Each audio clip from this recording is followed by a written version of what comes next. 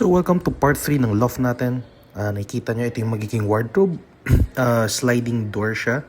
So pwede naman kayo bumili sa Shopee ng sliding mechanism.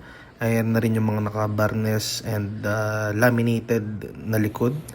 Pinturado na rin yung ibang kahoy na gagamitin. And magiging patungan ng bed natin para medyo light yung color at hindi dark sa ilalim ng loft.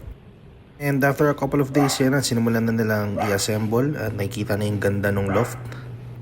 Soon magpa-price reveal tayo and yung mga materials na ginamit, give and take pa rin yun. Depende sa size ng kwarto nyo at kung gaano kalaki yung loft bed nyo. At recommendations ni Carpentero. Then yung nasa taas lalagyan na lang ng gamit, ito yung magiging railings ko.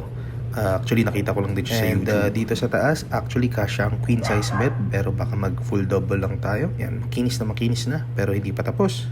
Ermat na mag-update. Ermat, pasok. Na yung mga bagong inakyat na mga gamit na natapos na pintura.